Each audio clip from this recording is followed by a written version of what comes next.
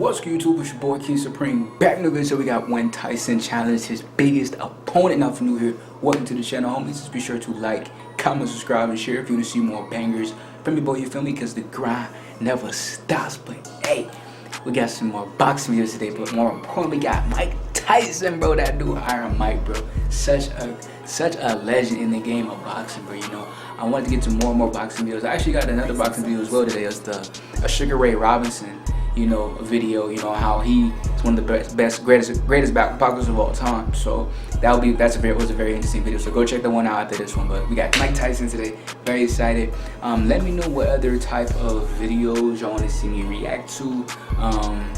Yeah, because I'll get to more and more of them. And yeah, just let me know. But for sure, want to get to more Mike Tyson videos. I got just a few of his fights, some of his videos. So I want to really get to this one as well. And I saw a couple comments as well. But we're gonna get straight into it. Very excited. Let's get it.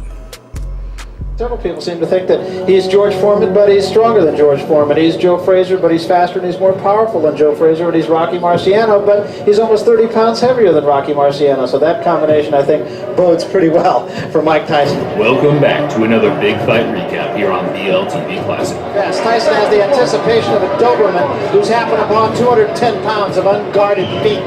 On today's video, we look back at the night Tyson fought. By the horse's mouth, not only the biggest man in his career, but also the toughest. As the 6'6" Cuban heavyweight Jose Ribalta withstood inconceivable damage inflicted by the most ruthless version of Iron Mike the world has ever seen.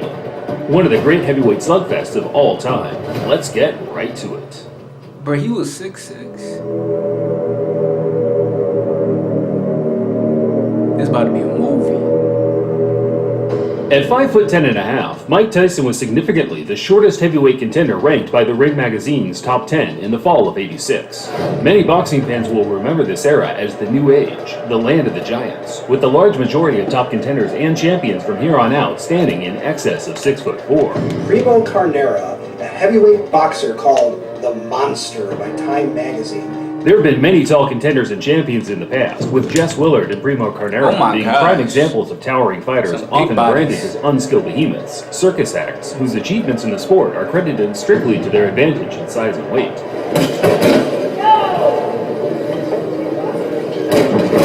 That notion changed drastically with the introduction of world-class trainers such as Eddie Fitch and Emmanuel Stewart, who were fixated on not only utilizing the physical advantages a sizable fighter possesses, but more making their boxing skills comparable to the guys a half a foot or so shorter than them. But right now, Lennox Lewis is giving an old-fashioned whooping to David Tua. Once Riddick Bowe and Lennox Lewis became the dominant force in the division, big men have ruled the roost ever since.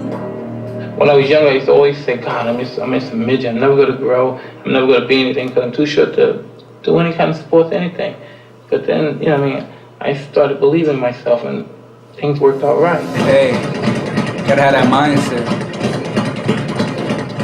Jose Ribalta was one of those classic, long-rangey fighters that dominated the amateur boxing circuit in his teens due to his size being perfectly cohesive with the classy, dance-like boxing skills taught to him at the home of Cuban boxing in the States, the 5th Street Gym in Miami.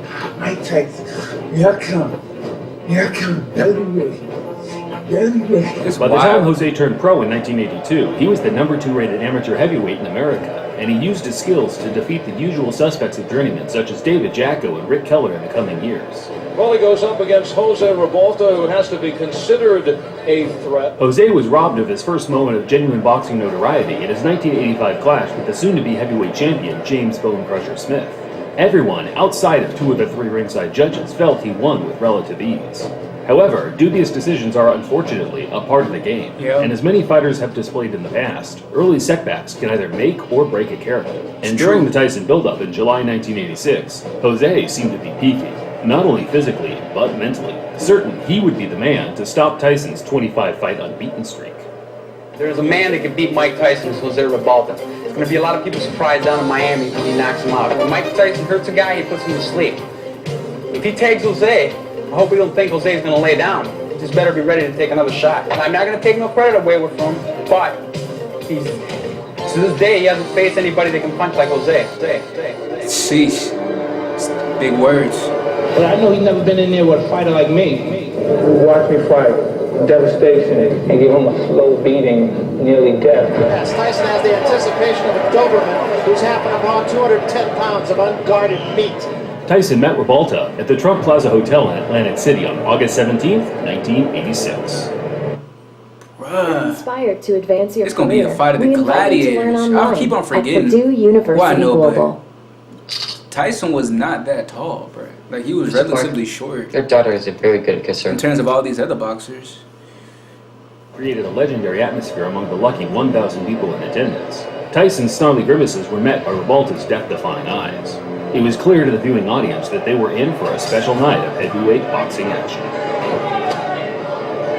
Just as expected, Tyson is right in the chest of Ribalta. Left hand, but all time. Look at these heavy hitters. Look at who. Counter right hand by Mike Tyson's right hand. There was an uppercut. He said, wait. He said, now wait a minute. He said, now wait a minute. A classic right hook to the body, right uppercut combo put Ribalta down at the end of the second round. Jeez. The sheer power of the uppercut would have been enough to send 99.9% of every human on Earth to the shadow realm. Yet, to the crowd's surprise, Ribalta made it back to his feet with enough stability to slug it out until the end of the round. Like, he is punching with all of his force. Ribalta trying to bang with Tyson. That's just scary, bro. Good left to the chin.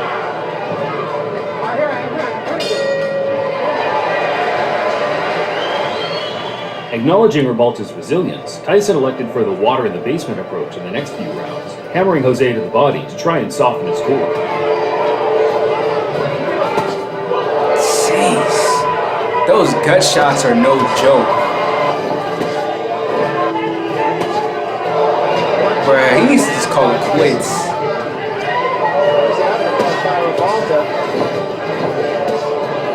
No one has picked too much on Ribalta. Combination from Ribalta and also a low blow by Ribalta. And also like Tyson's going to see it. That was a good left hand. This is quality television. That hurt Ribalta.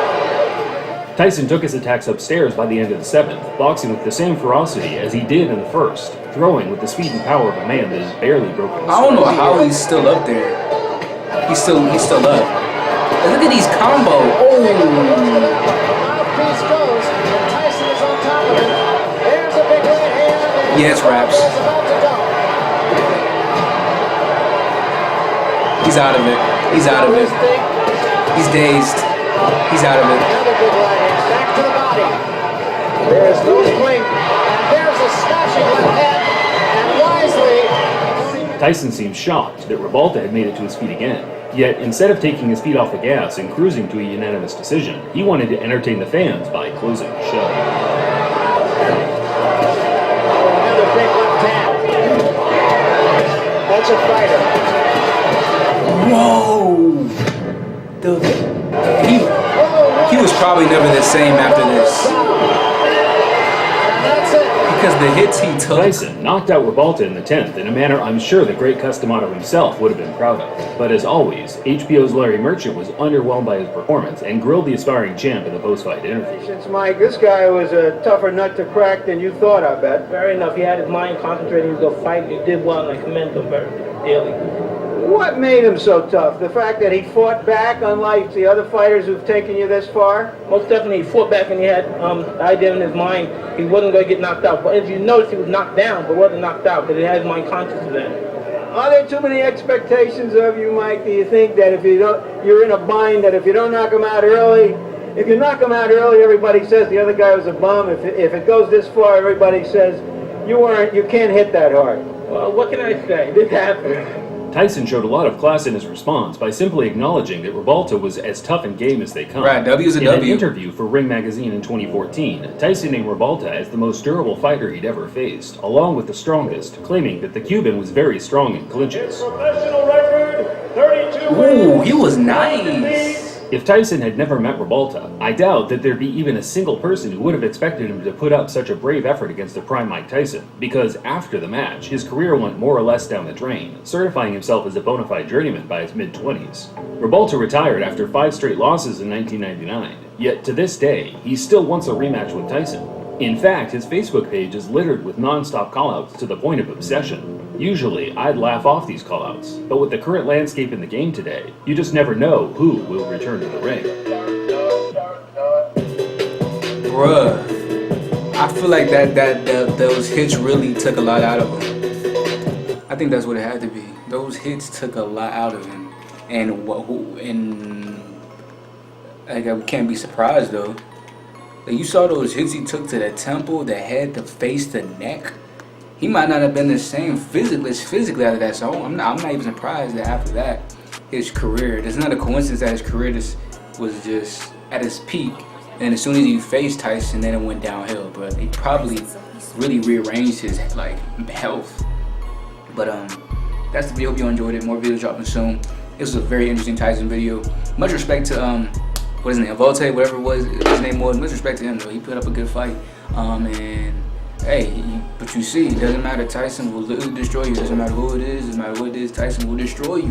You understand what I'm saying? He will destroy you. So hey, that's the video. Hope you enjoyed. More videos dropping soon. Appreciate all y'all for the love, for the support, all of that. And I'm gonna keep on dropping these bangers for y'all. Let me know what boxing videos I want to see next, or just sports videos in general. I'm gonna keep on flooding y'all with it. You understand what I'm saying? That's it. Love every single one of y'all, and I'll catch y'all next time. Like, comment, subscribe, share if you want to see more videos. Instagram is on the bottom of that screen, also in the description. If you want to hit me up, DM me, message me, do all that shit, so I can keep on spamming these videos out for y'all. I appreciate y'all so much for watching. It's your boy, King Supreme. I'll catch y'all next time, homies.